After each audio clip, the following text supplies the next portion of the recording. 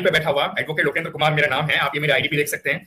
मैं मैम यहाँ पे लाइव में बैठ के चैलेंज करता हूँ, मैं वकालत छोड़ दूंगा जिस दिन इन लोगों ने सीमा हैदर को या उनके बच्चों को डिपोर्ट करा दिया। तो लेकिन अगर इन लोग छोड़ा पाते तो ये कानूनी कार्रवाई करें। मेरे पास मैम 5 पेजेस की पिटीशन रेडी है।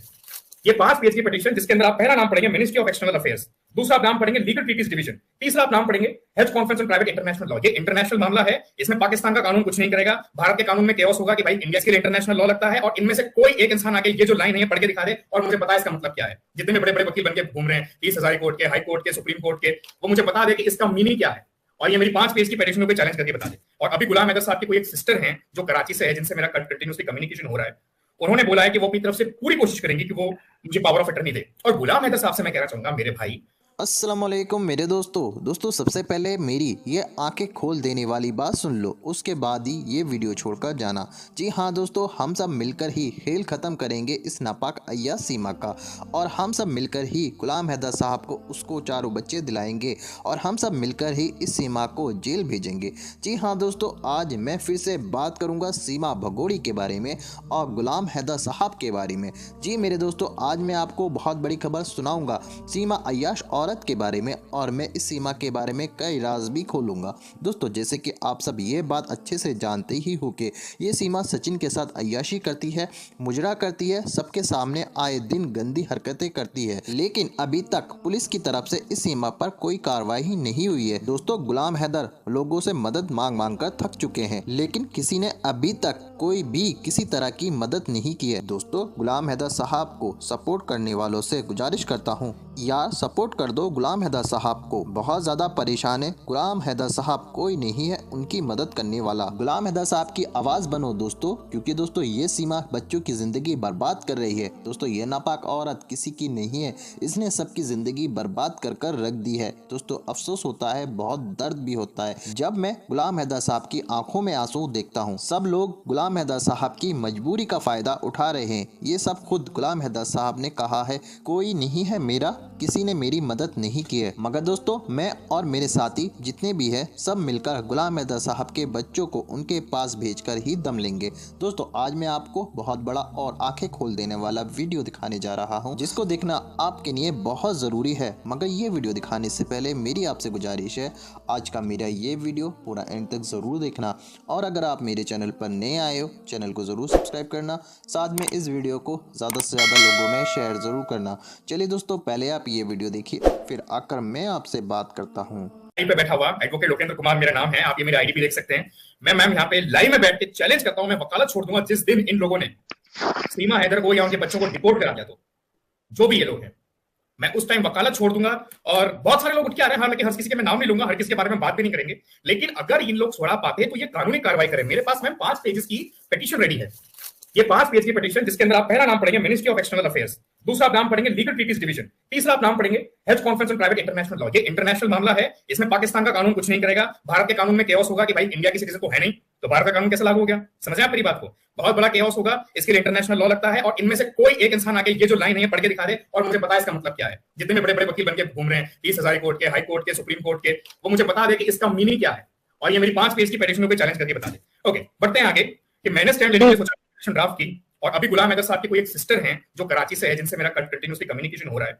उन्होंने बोला है कि वो अपनी तरफ से पूरी कोशिश करेंगी कि वो मुझे पावर ऑफ अटर्नी दे। और गुलाम हैदर साहब से मैं कहना चाहूंगा मेरे भाई, आप समझते हैं आपके ऊपर जो बीती है। मेरा कोई यूट्यूब चैनल नहीं है मेरे भाई, मैं एडवोकेट हूँ। मैं एक एडवोकेट हूँ, करंटली प्रैक्टिस कर रहा हूँ। 5 साल मैंने उच्च न्यायालय में प्रैक्टिस की, राजस्थान के। मैं रहने वाला राजस्थान का हूँ।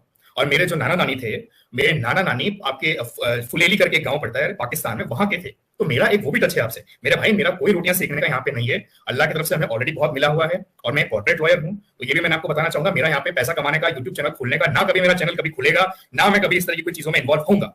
आपका चैनल है, यदि मुझे कोई मैसेज देना हुआ, आप हैं, आप जैसे और भी लोग हैं जो अच्छा काम कर रहे हैं आजकल, तो मैं उनके चैनल पे जाके बोल सकता हूँ, मैं अपने लिंक्डइन पे पोस्ट डाल सकता हूँ। मेरा कोई यूट्यूब पे मैंने भी करंटली चैनल नहीं बनाया है, कोई वीडियो मैंने पोस्ट नहीं की है। मैम चैलेंज की बात कर रहे हैं, बहुत बुरी तरह से चैलेंज हो रही है। सिक्योरिटी चैलेंज हो रही है, बॉर्डर सिक्योरिटी चैलेंज हो रही है, एंटी टेररिज्म चैलेंज हो रहा है, इंटेलिजेंस ब्यूरो चैलेंज हो रहा है, गवर्नमेंट चैलेंज है, जुडिशरी चैलेंज है, हम आम वकील तक चैलेंज है कि साहब आप क्या कर रहे हैं। मेरे से मर्चेंट साहब ने बोला था कि भाई साहब आप इतने बड़े वकील हैं, चलिए आप एक जनरली बात कर रहे हैं, आप सुप्रीम कोर्ट में कितने वकील होंगे? मैंने कहा साहब लाखों होंगे, करोड़ों होंगे, हम 140 की आबादी है। बोला आप में से कोई कुछ नहीं कर रहा। तो हम पे भी एक चैलेंज उठा, तो हम आगे से आए, सिर्फ एक हेल्प ऑफर करी। हमने हर चीज रेडी करी, हमने ये हमारा एजेंडा नहीं है कि हम ऑनलाइन बैठ के बकवास करें, हम सिर्फ अपना मैसेज देना है ऑनलाइन। ये एक तरीका है जिससे हम बात कर सकते हैं, ठीक है। और मेरा तो कोई चैनल भी नहीं है, और मुझसे बहुत बड़े वकील बैठे हैं, बहुत विद्वान लोग बैठे हैं, वो लोग सिखाने बैठे हैं लॉ। मैं लॉ सिखाने वाला कोई होता नहीं हूँ, क्लियर करना चाहूंगा। तो ना मेरा कोई फ्यूचर में ऐसा ऐसा कोई चैनल होगा, ठीक है। वीडियोस वगैरह को लेके हमने रिटर्न के अंदर काम किया, हम रिटर्न की ही बात करते हैं, और यही तरीका है मेरे भाई जिससे आपको मिलेंगे आपके बच्चे, बाकी कोई तरीका नहीं। और आप एक बात खुद सोचें, ये लोग अगर आपका इतना भला चाहते हैं, और अगर कोई वकील कह रहा है कि भाई हम आपका भला कर देंगे, हम आपकी इसमें हेल्प कर देंगे, ठीक है, एक क्राइम एंकर बोल रहे हैं कि हम इसमें आपको, अगर आपको अपनी कोई मैसेज देना है आप हमारे प्लेटफॉर्म पे आइए, तो इन्हें इसमें प्रॉब्लम क्या है? हम दिलाएंगे, ये नहीं दिलाएंगे, हम 1.5 करोड़ की फंडिंग कराएंगे, आप 1.5 करोड़ की फंडिंग कराएंगे, देन आप हमारे अगेंस्ट क्यों है? आप हमारे साथ होइए ना। मैं तो 1 रुपया नहीं मांगता हूं। गुलाम हैदर साहब का टिकट का पैसा आप दीजिए।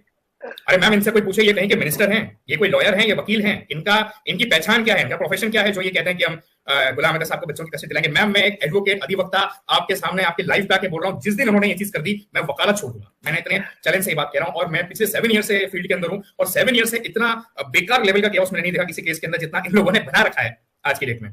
तो ये था मैम। थोड़ा आई एम सॉरी अगर मैं थोड़ा गुस्से में बात कर रहा हूँ। पॉसिबिलिटी तो है, आपको मैं दिखा सकता हूँ यहाँ पे बकायदा इन मैम से मैंने बात की है, इन्होंने बकायदा मुझे ऑडियो रिकॉर्डिंग्स भी भेजी है, और गुलाम हैदर जो बलूच सऊदी अरेबिया जो भी रह रहे हैं, इनसे बकायदा की बात हुई है, स्क्रीनशॉट आप देख सकते हैं। पॉसिबिलिटी तो है, मेरी तरफ से तो यही कोशिश है कि जैसे मुझे पावर ऑफ अटॉर्नी मिलेगी, मैं कानूनी तौर पर इस जंग को लड़ूंगा, ना कि मीडिया के तौर पर। मैं नहीं आऊंगा किसी भी लाइव में, मैं किसी लाइव में आके कुछ नहीं करूंगा, मैं फिजूल बात नहीं करूंगा। जब डिपोर्ट होंगे बच्चे, तब वहां पर जमाना देख लेगा। यदि मुझे पावर ऑफ अटॉर्नी मिली, गुलाम हैदर साहब अगर मुझे पावर ऑफ अटॉर्नी दें, तो मैं उनको पक्का इसके अंदर ये कहता हूं, मेरी तरफ से पूरा सपोर्ट करूंगा, और वो दिख जाएगा, वो चीज दिख जाती है सच। मैम, ऑनरेबल सुप्रीम कोर्ट के अंदर है ना, आप लॉ स्टूडेंट हैं, आप ये बात जानते होंगे, मैंने पहले भी जिक्र किया है, कभी भी कैदी या फिर क्लाइंट या फिर जो भी पर्सन अक्यूज है वो नहीं जाते, वहां पे वकीलों की बहस होती है। व्यूअर्स से मैं एक रिक्वेस्ट करना चाहूंगा, यदि आपको देखना है सुप्रीम कोर्ट का माहौल कैसा है, आप एक काम करिएगा, आप यूट्यूब पे जाइए, लिखिए honourable supreme court of India, आपको वहां पर उनकी बहस मिलेगी, बहुत बड़े बड़े वकीलों की, सिब्बल साहब की, सीजेआई साहब की, सबकी आपको बहस मिलेगी है। सुने, और आप देखें, आपको कहीं पे भी नॉर्मल इंसान दिखेगा क्या? हर जगह इस तरह का कोट पहने हुए वकील ही आपको मिलेंगे। तो मैम, कोई जरूरत नहीं है उन्हें आने की।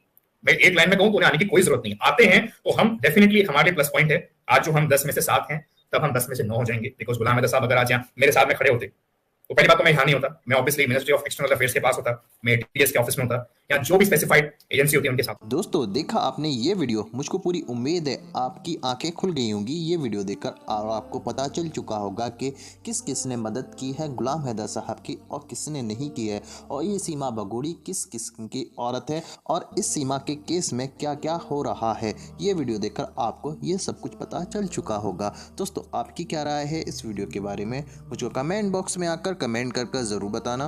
दोस्तों, आज की वीडियो में बस इतना ही। मैं फिर मिलूंगा ऐसे ही दूसरी वीडियो के साथ, तब तक के लिए खुदा हाफिज़।